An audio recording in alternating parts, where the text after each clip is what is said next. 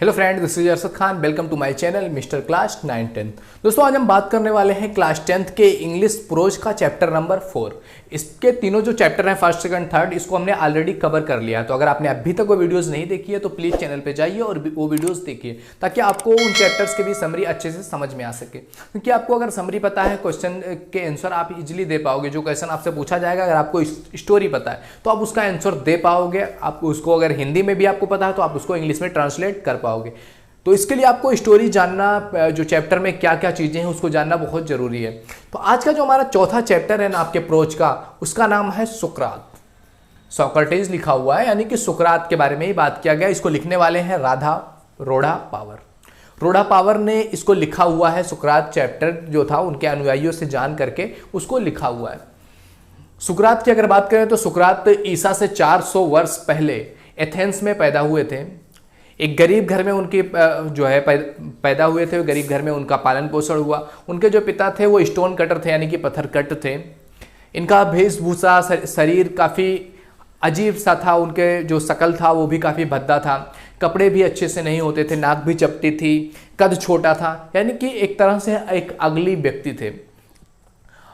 आम जैसे सभी बच्चे जाते हैं वो भी जाते हैं पढ़ने के लिए। उनके स्कूल में जिम्नास्टिक ही सबसे इम्पॉर्टेंट चैप्टर था। और भी जो अदर चीज़ें जो आजकल हम पढ़ते हैं ना, ज्योग्राफी हो गया, हिस्ट्री, ये सारी चीज़ें उस समय स्कूल में नहीं हुआ करती थी।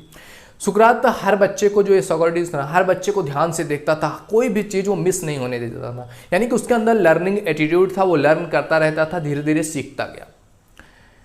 वो कोई बड़ा उसके पास घर नहीं था, क्योंकि गरीब था। ना उसके पास कपड़े थे, ना उसके पास कोई भी फाइनेंशियल चीज़ या कोई भी उसके साथ नहीं थे। बट उसका बिहेवियर ऐसा था कि लोग उसके साथ जुड़ते जाते। वो मार्केट में जाता, बाजार में जाता, लोगों से बात करता, लोगों को कुछ सिखाता, कुछ अच्छी बातें बताता। धीरे धीरे उसकी क्या हुआ कि जब वो लोगों से बात करता, लोगों से कनेक्ट होता, तो उसका जो चेहरा था लोगों के लिए फेमिलियर हो गया। क्योंकि लोग हमेशा उसको देखते थे कि ये बाजार में आता है, इस तरह से रहता है, इस तरह का इसका बिहेवियर है। तो लोगों को उसके बारे में धीरे धीरे जानना शुरू हो गया। लोग उसके बारे में धीरे धीरे जानने लगे। धीरे धीरे उसके फैन फॉलोइंग, यानी कि उसके जो पीपल थे, जो उसके शिष्य थे, धीरे धीरे शिष्य लोग जुड़ने लगे। उसको एक टीचर का रूप धीरे धीरे मिलने लगा, क्योंकि लोगों को कुछ सिखाता था, कुछ वैल्यू देता था, बताता था कि कैसे अपने राष्ट्र को आगे ले जा सकते हैं। एथेंस को एक सुपर पावर, एक अच्छा राष्ट्र, एक अच्छी जो राष्ट्र होते हैं, एक अच्छे राष्ट्र में हम उसको कैसे ले जा सकते हैं। क्योंकि उस समय एथेंस की जो शासन प्रणाली थी वो अच्छी नहीं थी, तो उसको एक अच्छा राष्ट्र बनाने के लिए वो हमेशा से प्रेरित रहा। तो धीरे धीरे उसकी फैन फॉलोइंग बढ़ने लगी, लोग उसको जानने लगे, लोग उसको सुनना पसंद करने लगे। जब भी वो मार्केट में आता, बाजार में आता, लोग चाहते कि इससे कुछ बात करें, इससे कुछ सुने। जो भी उससे उसको रिस्पेक्टफुली बुलाता, रिस्पेक्टफुली बात करता, वो उससे बात करता, उसको कुछ बताता, जो भी जानना है वो जानता, और उसको कुछ ना कुछ अच्छी बातें बताया करता था। वो कहता था कि अगर किसी राष्ट्र को ना आगे बढ़ना है तो उसके सिटीजन्स को एजुकेट होना, इसके सिटीजन को इस तरह से एजुकेट होना ताकि वो अच्छे और बुरे में फ़र्क कर सके। जो अच्छी चीज़ें हैं उसको ग्रहण कर सके, बुरे को वो कन्वर्ट करना जानता हो। तो इस तरह से जब लोग एजुकेट होंगे तो ही जो एथेंस है, हमारा राष्ट्र है, वो आगे बढ़ सकता है। तो इस तरह से वो लोगों को समझाता, लोग उसको मानने लगते। वो वहाँ के शासन प्रणाली के बारे में भी जो गलतियाँ थी उसको बताता लोगों को। तो इसके बारे में बहुत सारे लोग, इससे उसके फ़ैन फॉलोइंग भी बढ़ गई। लेकिन जब किसी की फ़ैन फॉलोइंग बढ़ती है, लोग उसको जानना शुरू होते हैं, तो उसके दुश्मन भी काफ़ी हो जाते हैं। तो उसके जो दुश्मन थे उन्होंने जाके गवर्नमेंट जो वहाँ की थी उसको बताया कि ऐसे ऐसे वो बोल रहा है, इस तरह से लोगों को धार्मिक रूप से भी भड़का रहा है, और जो है गवर्नमेंट की तरफ से भी भड़का रहा है। वो लोगों को गलत चीज़ें सिखा रहा है, लोगों को भड़का रहा है हमारे खिलाफ। तो उसने, जो वहाँ के गवर्नर थे, गवर्नरों ने उसको बुलाया कि जाओ सुकरात को बुला करके लेके आओ कोर्ट में। जब तो वहाँ से गवर्नमेंट की तरफ से एक बंदा आता है, बुलाता है, मतलब सुकरात को कोर्ट में हाजिर करने के लिए बुलाया गया है गवर्नर की तरफ से। तो वो सुकरात को बुला के चला जाता है। लेकिन उसके जो शिष्य रहते हैं वो कहते हैं कि मत जाइए आप, क्योंकि यहाँ ऐसी व्यवस्था है कि वो आपको वहाँ से आने नहीं देंगे, क्योंकि वो लोग आपके खिलाफ है। बट सुकरात का कावड़ नहीं थे, कुछ सुकरात ब्रेव व्यक्ति थे। उन्होंने कहा जब मैंने कोई गलती ही नहीं किया है तो मुझे डरने की कोई आवश्यकता नहीं है। और अपने शिष्यों को समझा बुझा करके वो कोर्ट में जाते हैं। वहाँ जा कर के वो कोई बहुत अच्छे ड्रेस में रहते हैं, बट उनके अंदर की जो आत्मा रहती है वो बेस्ट रहती है, वो प्योर रहती है। वो जाते हैं, लोगों को सिखाते हैं, लोगों को बताते हैं, वहाँ भी अपना अपने बारे में बताते हैं, लोग भी उनसे एग्री करते हैं। गवर्नमेंट की तरफ से तमाम सारे क्वेश्चंस उससे पूछे जाते हैं, उससे उसको बाद में होता है उनको उसको जो है मृत्युदंड की सज़ा दे दी जाती है कि आज तुमको मृत्युदंड दिया जाता है, तुम ये गलत काम कर रहे थे, लोगों को भड़का रहे थे हमारे खिलाफ। तो उसको मृत्युदंड अलाट हो जाता है, सिपाही आते हैं उसको ले करके जाते हैं और जो है बंद कर देते हैं ले जाके जेल में।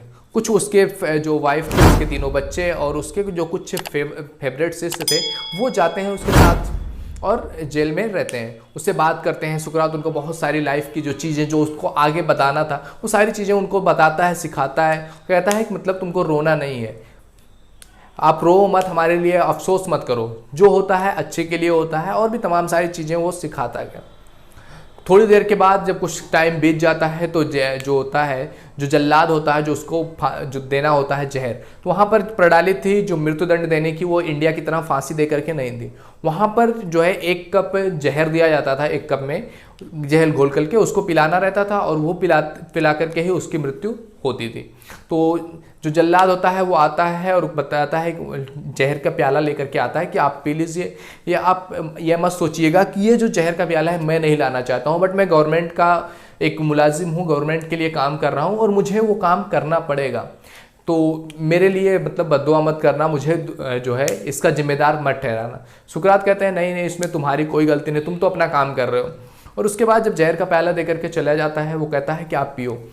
उसके सभी शिष्य रोने लगते हैं तेज तेज से जब वो जहर का प्याला अपने मुंह की तरफ लेकर के जाता है। उसके सभी शिष्य रोने लगते हैं, वो चिल्ला चिल्ला के, वो आधा पी करके रुक जाता है और चिल्ला कहता है कि एक आदमी को, मैंने सुना है कि एक आदमी को शांति में मरना चाहिए, उसको ज़्यादा शोर शराबे में नहीं मरना चाहिए, इसलिए मैं कहता हूँ तुम लोग शांत हो जाओ। अगर मेरा टाइम आ गया है तो मुझे जाना पड़ेगा, मुझे मेरे टाइम जाने से कोई फ़र्क नहीं पड़ेगा, तुमको मैंने जो सिखाया है उसको लोगों तक पहुँचाओ, लोगों को एजुकेट करो और अपने देश के लिए, अपने एथेंस के लिए काम करो। तो इस तरह से समझा करके वो जहर का प्याला पी जाता है और जहर का प्याला पीते हुए उसने बुलाया अपने शिष्य को और कहा कि क्रीटो किधर है। तो उसका एक शिष्य था क्रीटो नाम का, तो उसको बुलाया और कहा कि मैंने एक मुर्गा एक आदमी से उधार लिया हुआ था और मैं उसे वापस नहीं कर पाया हूँ, तो क्या तुम मेरा ये जो मैं वापस नहीं कर पाऊँ क्या तुम वापस कर दोगे? तो उसने कहा ठीक है मैं वापस कर दूंगा। और कुछ ऐसा उसने पूछा और उसी समय वो सुकरात गिर जाता है क्योंकि वो जहर पी चुका होता है और उसकी मृत्यु हो जाती है।